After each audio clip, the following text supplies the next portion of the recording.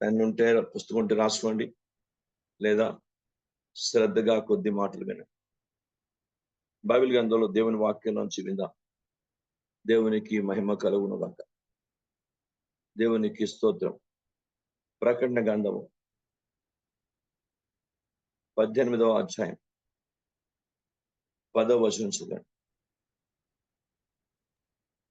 ప్రకటన 18.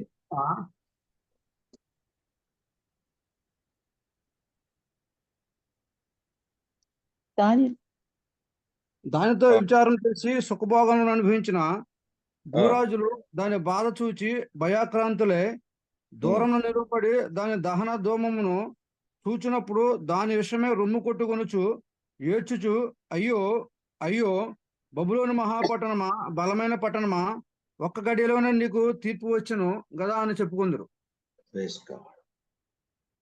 ఒక్క గడియలోనే నీకు తీర్పు వచ్చింది. మహాబబులోను పట్టణం అంటే చాలా ఐశ్వర్య పట్టణం, చాలా అందమైన పట్టణం. లోక సంబంధంగా, శరీర సంబంధంగా, ప్రకృతి సంబంధంగా చూస్తే చాలా మహోన్నతమైనటువంటి పట్టణమే. కానీ ఒక్క గడిలోనే తీర్పు వచ్చిందట. అంత పెద్ద పట్టణానికి కూడా ఒక్క గడిలోనే, ఒక క్షణంలోనే తీర్పు వచ్చేసింది.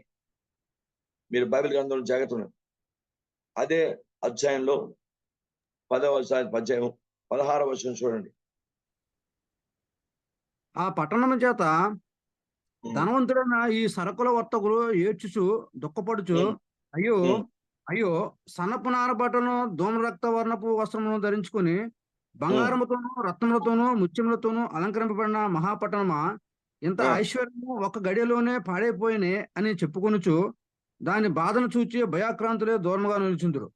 చూసారా, కేకలు వేస్తున్నారు ప్రజలు, కేకలు వేస్తే. ఎందుకంటే ఇంత భయంకరమైన పరిస్థితి ప్రపంచానికి, లేక ఆ భయంకరమైన పట్టణము అయినా ఒక్క గడిలోనే ఇంత ఐశ్వర్యమైన పట్టణము, ఇంత ఉన్నత వైభోగాలతో పట్టణము, ఒక్క గడిలోనే ఇంత భయంకర పట్టణము ఏంటి కూలిపోయింది, కాలిపోయింది. చాలా భయానకమైనటువంటి పరిస్థితులతో, చాలా ఘోరమైన తీర్పు ఒక్క గడిలోని దానికి వచ్చిందా అని ఆలోచిస్తున్నారు ప్రజలందరూ.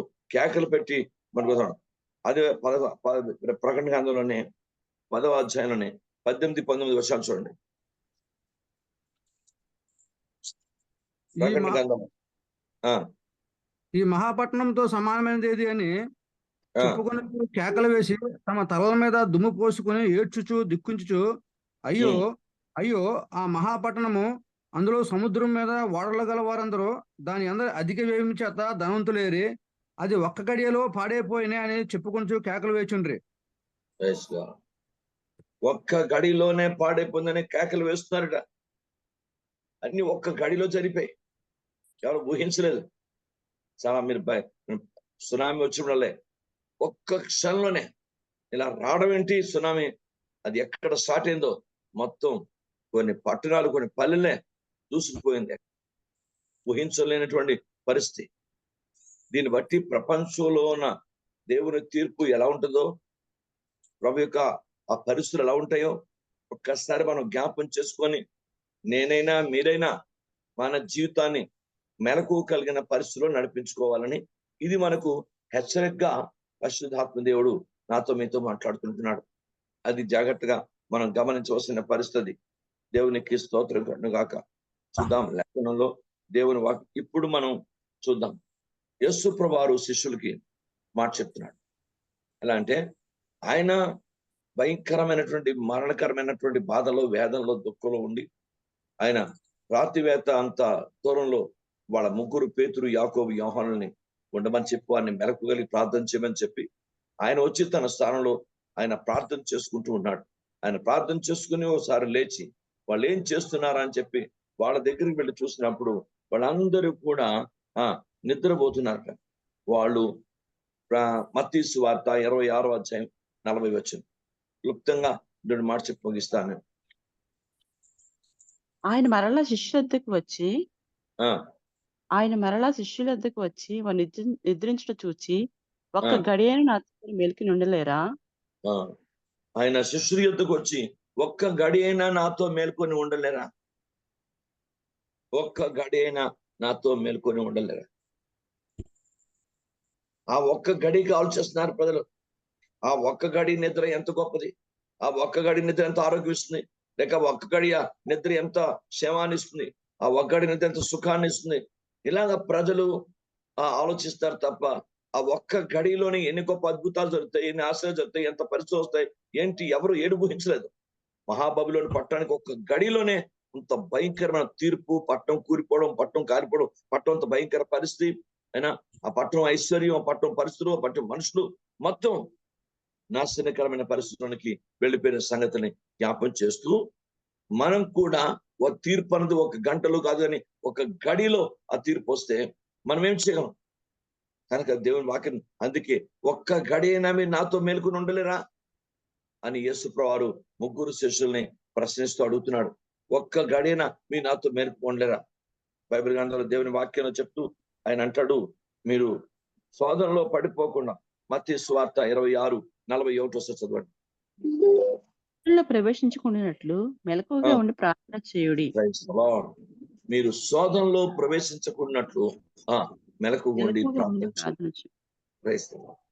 అయ్యా, ఇప్పుడు క్రైస్తవ సమాజానికి, సంఘానికి, అందరికీ మెలకువ కావాలి, ఆత్మీయ మెలకువ కావాలి, వాక్యానుసారం మెలకువ కావాలి. దేవుని పాదాల దగ్గర ప్రార్థించుకోవడానికి, ప్రభుని మహింపరచడానికి, గణపరచడానికి, ఆయన చిత్త ప్రకారం జీవితాలు చక్కదిద్దుకొని, సరి చేసుకొని, బలపరుచుకొని, ఉజ్జీపరచుకొని, క్రీస్తు రాకడ కొరకు ఎదురు చూసే మెలకువ కలిగిన ప్రార్థన, లేక శోధనలో పడిపోకుండా మెలకువ కలిగిన ప్రార్థన జీవితం ఇప్పుడు మెరుగుపరచుకుని ఉండాలి. ఎందుకంటే ప్రభు యొక్క రాకడ దినాలు సమీపైపోయి కనుక మనం శోధనలో పడిపోకుండా శారీరక సంబంధమైన, ఆత్మీయ సంబంధమైన, లోక సంబంధమైన, ఆర్థిక సంబంధమైన, కుటుంబ సంబంధమైన, సామాజిక సంబంధమైన, ఏ సంఘ సంబంధమైన ఎలాంటి శోధనలో పడిపోకుండా మనం మెలకువ కలిగి ప్రార్థించవలసిన పరిస్థితి దేవుని ఆత్మ నాతో మీతో మాట్లాడుతూ ఉంటున్నాడు. దేవానికి వందనాలు.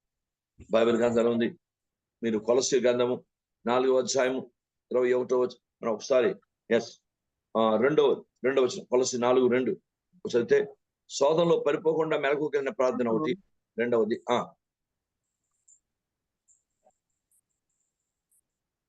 ప్రార్థన నిలకడగా ఉండి గలవారే దాని మెలకువగా ఉండి.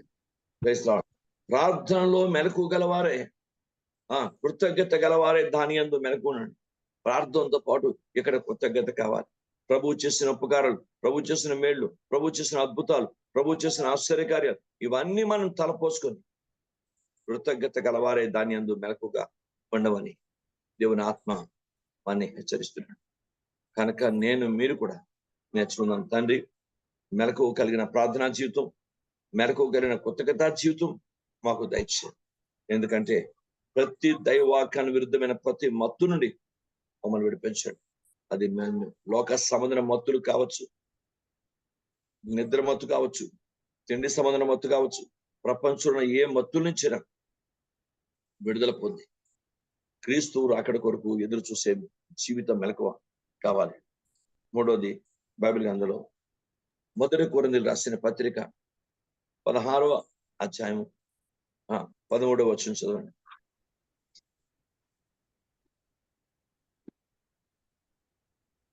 మెలకువగా ఉండుడి, విశ్వాసం నిలకడగా ఉండుడి,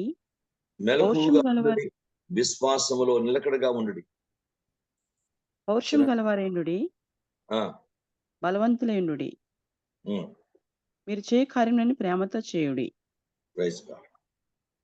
దేవునికి స్తోత్రం. మెలకువ కలిగి ఉండండి, విశ్వాసంలో నిలకడ కలిగి ఉండండి. దేవుని స్తోత్రం. పౌరుషం గలవారై ఉండండి, బలవంతులై ఉండండి. మీరు చేయి ప్రతి కార్యము మీరు ప్రేమతో చేయండి. ఇది ప్రభు రాకడ కొరకు దైవిక సిద్ధపాటు. కనుక నాకు మీకు కూడా పరిశుద్ధాత్మ దేవుడు మాట్లాడుతున్నాడు.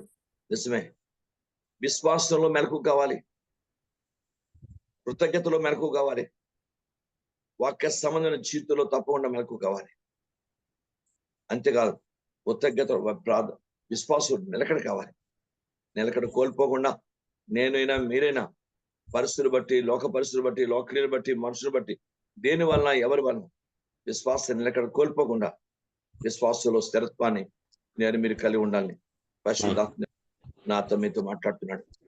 కనుక తండ్రి, మేము విశ్వాసం ఎక్కడ కోల్పోకుండా లోక పరిస్థితుల వల్ల, లోక మనుషుల వల్ల, ఏ కార్యక్రమాల వల్ల దేనివల్ల? విశ్వాసాన్ని కోల్పోకుండా, విశ్వాసంలో ఉన్న స్థిరత్వాన్ని కోల్పోకుండా, నీ రాకడ కొరకు ఎలాంటి విశ్వాసం మాకు అవసరమో అలాంటి వాక్యానుసార విశ్వాసం మా అందరికీ దయచేయండి. మా అందరికీ దయచేయండి. సంఘంలో ప్రతి కుటుంబం కూడా విశ్వాసంలో మెలకువ, కృతజ్ఞతలో మెలకువ, ప్రార్థనలో మెలకువ, 3 విషయాలు కూడా మెలకువ కలిగిన జీవితం తప్పకుండా ఉండి తీరాలి. ఎందుకంటే ప్రభు రాకడ దినాలు చాలా సమీపైపోయి లేఖనాలే చెప్తున్నాయి. మీరు బైబిల్ గ్రంథంలో దేవుని యొక్క వాక్యంలో చూద్దాం. మత్తయి సువార్త 25వ అధ్యాయాన్ని చదివితే 13వ వచనం ఒకసారి చూద్దాం.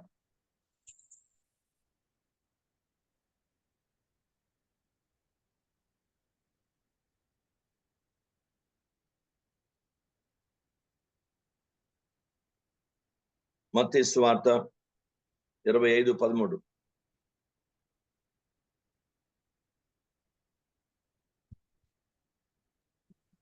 ఎంతసేపు చూస్తున్నారు? అతడు ఆమేన్. ఆ దినమైనను గడియను మీకు తెలియదు కనుక మెలకుగా ఉండడు. ఆ దినమైన ఏ దినము? ప్రభు యొక్క రాకడ దినము. అక్కడ దినం ఆ దినమైనను ఆ గడియను మీరు ఎరుగరు గనక మెలకుకుండండి. ప్రార్థనలో, విశ్వాసంలో, కృతజ్ఞతలో, ప్రేమలో, పరిశుద్ధుల దాతలో, నమ్మకత్వంలో, కుటుంబ జీవితంలో, ఆత్మీయ జీవితంలో, ప్రార్థనా జీవితంలో, సేవా జీవితంలో ప్రతి ఒక్కరికి కావాల్సిన మెలకువ నాకు మీకు కావాలి.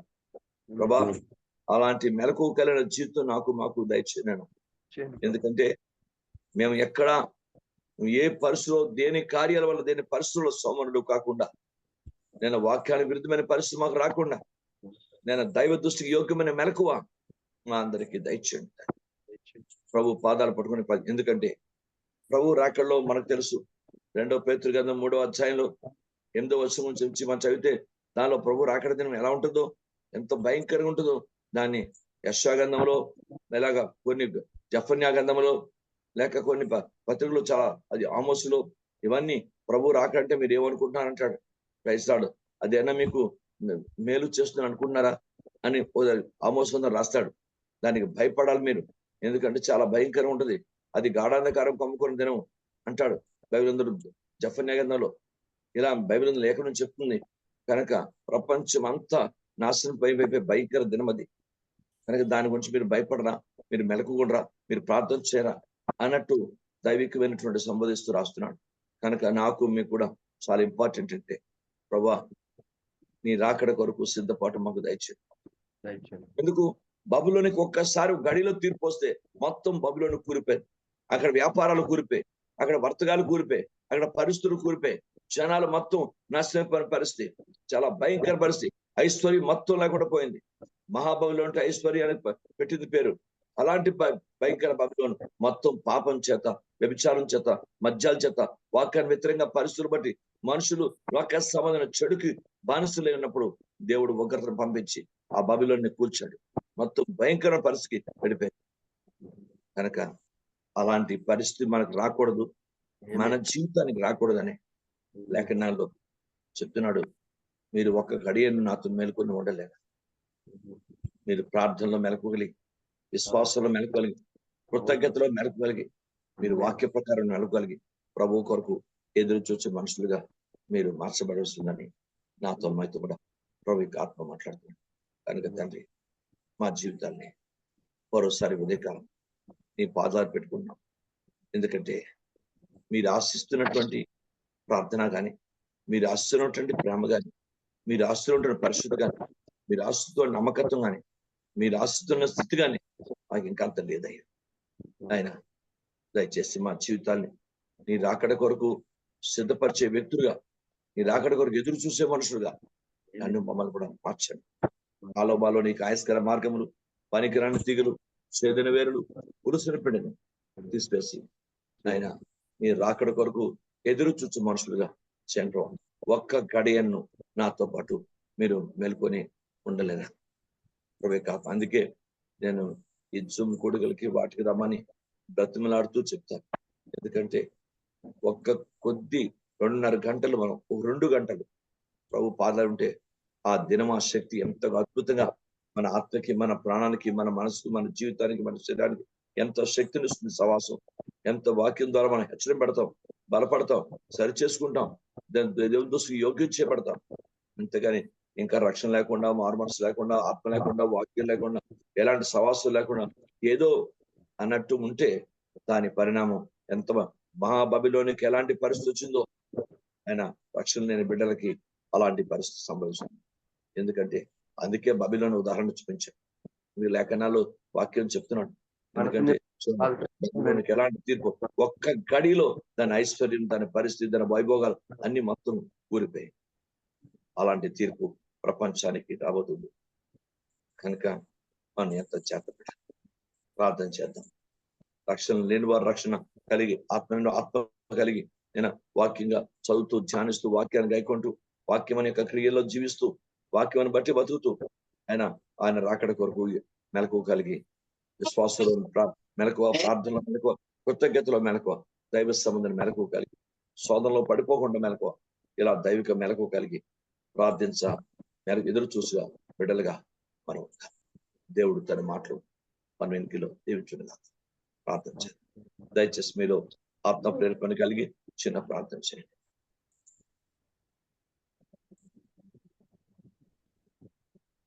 ప్రభు రాకడ కొరకు సిద్ధపాటు మనకు కావాలి.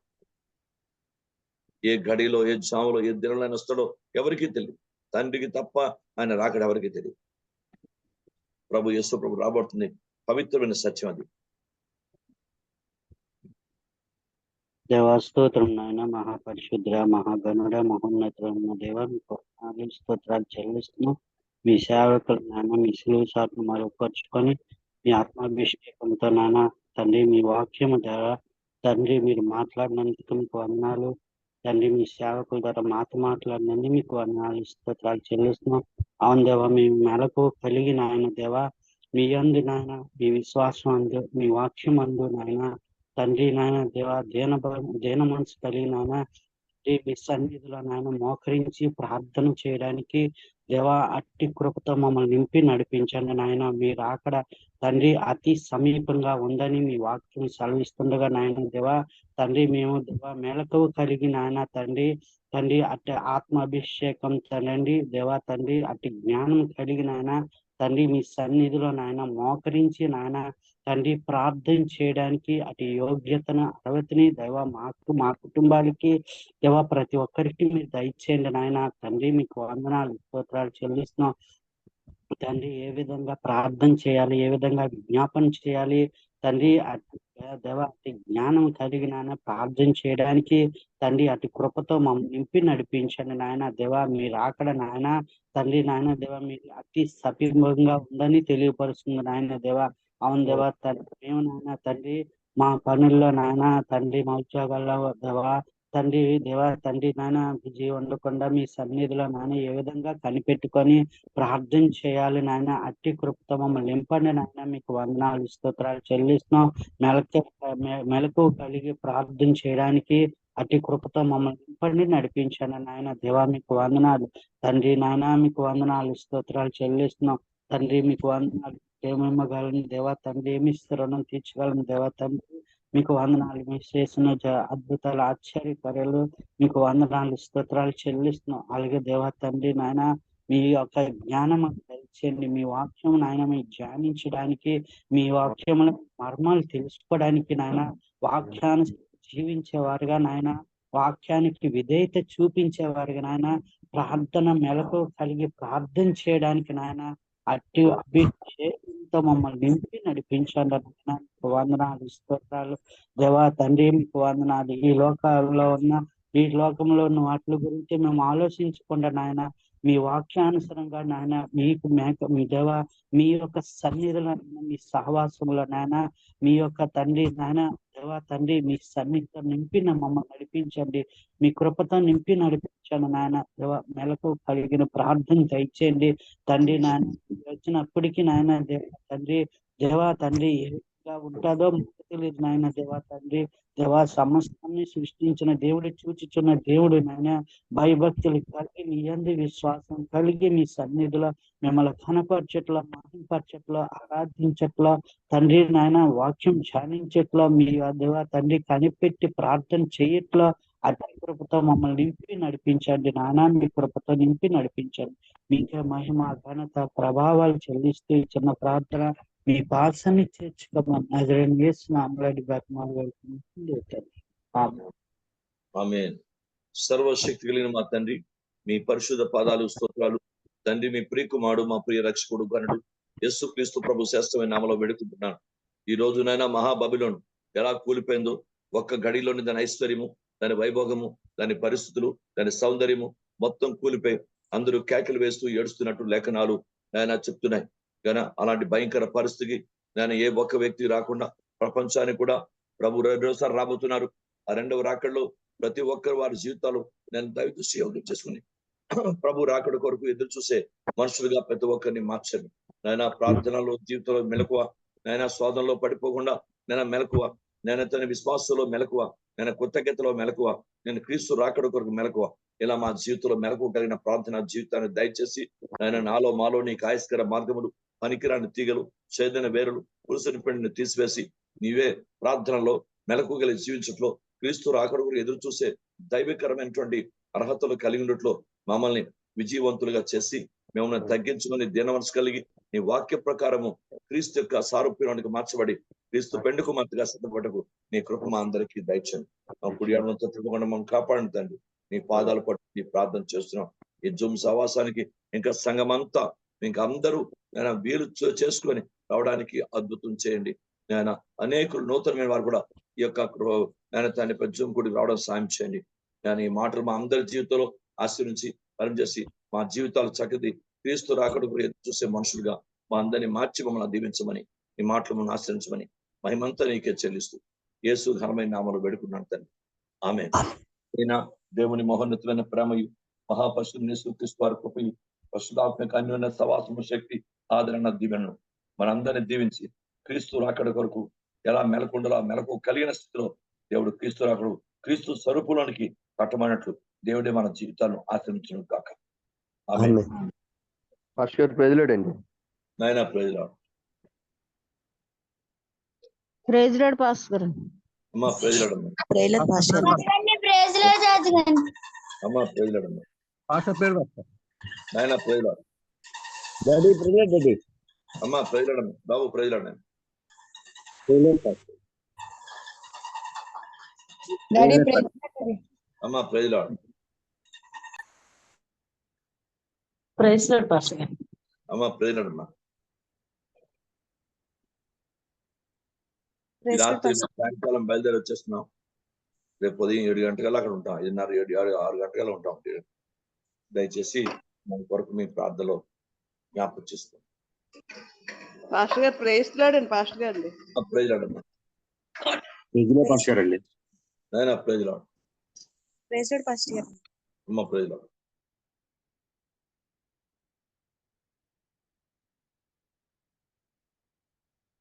ఓకే అండి, కాల్ ఆన్ చేయండి. కాల్ అని చెప్పండి. ప్రైజ్ లార్డ్ పాస్టర్ గారు. మా కొరకు ప్రైజ్లో పెట్టండి. సాయంకాలం బయలుదేరి వచ్చేస్తాం. ప్రైజ్ లార్డ్ పాస్టర్ గారు అండి. ప్రైజ్ లార్డ్ అమ్మా.